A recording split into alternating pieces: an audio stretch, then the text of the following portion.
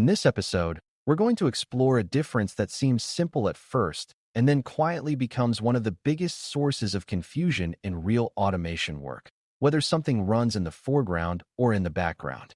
Foreground execution means a task runs in a way that keeps you directly attached to it, so you can see its output as it happens, and you usually know immediately when it succeeds or fails. Background execution means the task runs without holding your attention or your session open, often continuing after you disconnect, and reporting its results later through logs or status signals. Beginners often assume background is always better because it feels more efficient, but operations cares about predictability, observability, and safe recovery, not just convenience. Background work can hide failures and create timing surprises if you don't design for it, while foreground work can block progress and create bottlenecks if everything must be watched live. The goal is to understand the trade-offs so you can choose the right execution style for the operational situation rather than defaulting to whatever seems easiest in the moment. Before we continue, a quick note. This audio course is a companion to our course companion books. The first book is about the exam and provides detailed information on how to pass it best. The second book is a Kindle-only ebook that contains 1,000 flashcards that can be used on your mobile device or Kindle. Check them both out at cyber.author.me in the Bare Metal Study Guide series. A helpful way to frame this is to treat execution style as a contract about attention and evidence. In the foreground, you are promising to stay connected long enough to see the task complete, and in exchange you get immediate feedback that supports quick troubleshooting. In the background, you are promising that the system will provide some other reliable way to tell you what happened, and in exchange you get resilience to disconnections and the ability to run long tasks without sitting there. That trade-off matters in automation because long-running tasks are common, and long-running tasks are where network interruptions and transient failures show up. Foreground execution can be fragile if your connection drops or your session times out, even if the task itself continues running, because you lose the direct line of sight and the immediate success signal. Background execution can be robust to those disruptions, but only if you can trust the reporting path and the state signals. Operationally, you should always ask two questions. What happens if I lose my connection, and how will I know the final outcome? Those questions lead you to an execution style that aligns with reality. Foreground execution tends to be best when you need tight control over sequencing and you need to verify outcomes step by step. Some operations are sensitive to timing, where the next action should happen only after you've confirmed the previous action is truly complete and stable.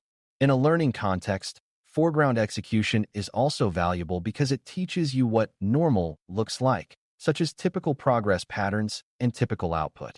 Beginners often skip that learning and jump straight to background execution, which makes it harder to recognize when something is wrong because you never watched a successful run closely. Foreground execution also supports immediate error capture, because when a failure occurs, you see the error context right away, including what the system was doing at that moment. That can shorten troubleshooting time because you don't have to reconstruct the story later from scattered logs. The trade-off is that foreground execution ties up an operator's attention and can be limited by session lifetimes, which makes it less practical for long tasks in production environments. Background execution is often chosen for durability, especially when the task might outlive the session that launched it. In real environments, automation may run for long periods, and operators can't remain attached to every run. Background work is also common in systems that are event-driven, where actions are triggered by notifications, schedules, or changes in state rather than by a person watching a screen. The operational advantage is that a background task can continue even if your laptop goes to sleep or your network connection drops, provided the system running the task stays healthy. The risk is that background execution can create silent failure if you don't have strong success and failure reporting, because the task might crash early or stall, and you might not notice until the consequences surface. Beginners sometimes assume background means it will handle itself, but background really means you must design a reliable feedback loop. If you don't build that loop, you are trading immediate visibility for delayed surprise, which is not a good trade in operations. The safer mindset is that background execution requires better observability than foreground execution, not less. Timing is one of the most important operational trade-offs. because background and foreground styles change how you think about when something is actually done. In the foreground, completion is often obvious because you saw the task finish and you received a direct success indicator.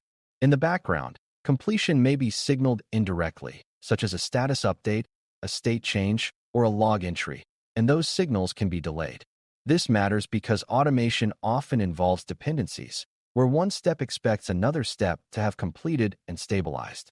If you launch something in the background and immediately assume it is complete, you can create race conditions where subsequent actions run too early, causing failures that look random.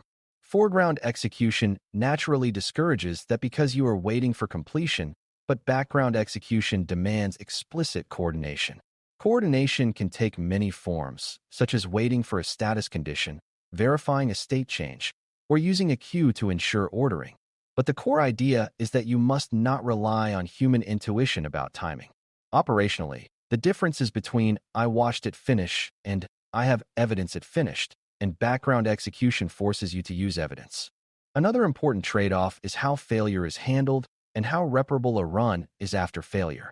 In foreground execution, failure is often immediate and visible, which makes it easier to stop and correct before the failure propagates. If a task fails at step 3, you know it failed at step 3, and you can often examine the environment in that intermediate state while it is still fresh.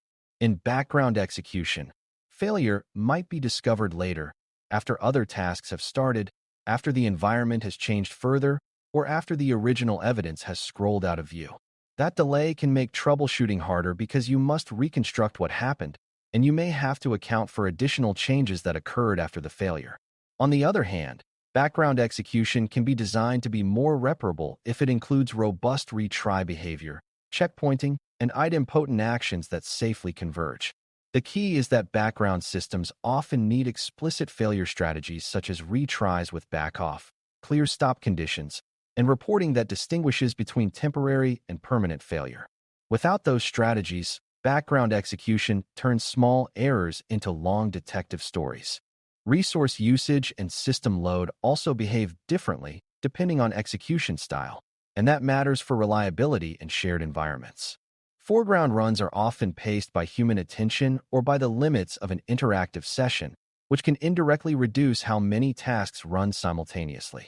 Background systems can run many tasks in parallel, which can be a strength for throughput, but also a risk for overload. If background tasks are triggered by events or schedules, they can pile up during busy periods, creating a sudden wave of activity that stresses shared dependencies like databases, update servers, or network devices.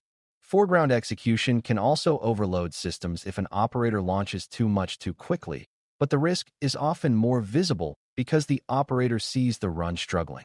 In background execution, overload can look like widespread timeouts and cascading failures, and it can be harder to tie back to a specific triggering wave.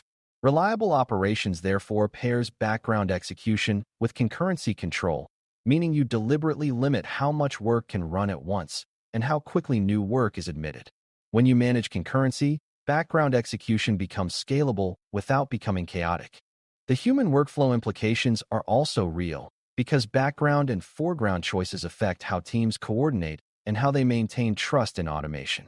Foreground execution tends to be associated with interactive maintenance and ad hoc troubleshooting, where an operator is making decisions in real time based on what they observe. Background execution tends to be associated with standardized pipelines and recurring enforcement, where the system runs on its own and operators intervene only when alerts signal a problem. Neither mode is inherently better, but mixing them without clarity can cause confusion, especially when someone assumes a background job has completed and begins another change that conflicts with it. Teams need predictable signals about whether work is in progress and whether it completed successfully. That is why background automation often includes clear status reporting and why mature operations treat status as a first-class product, not an afterthought. When status is clear, teams can coordinate without stepping on each other, which reduces conflicts and reduces the impulse to bypass automation with risky manual fixes. Foreground runs can also benefit from clear status, but background runs depend on it. Security also intersects with execution style in subtle ways, because the way tasks run affects how credentials are used and how access is controlled. Foreground execution often uses a person's interactive session, which can be acceptable for learning and for controlled maintenance, but can be risky if it encourages using personal credentials for broad automation.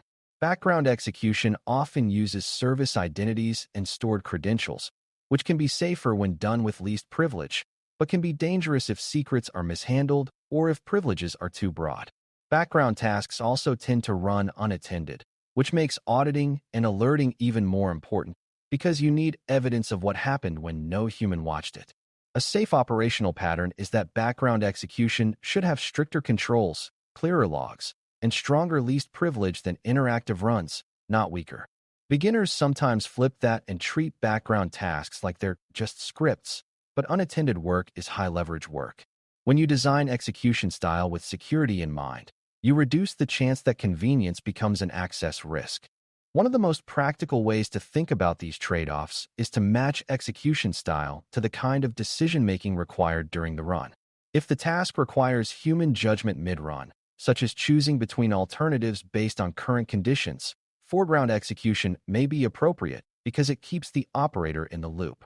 If the task should be standardized and repeatable, background execution may be appropriate because it reduces human variability and allows consistent enforcement. In both cases, the operational requirement is that outcomes must be verifiable. Foreground runs need clear success indicators and meaningful errors, while background runs need status tracking, logging, and safe retry behavior. If you can't verify outcomes, you don't truly control the run, regardless of whether it was foreground or background. Beginners often focus on how tasks are launched, but the more important question is how tasks are observed and concluded.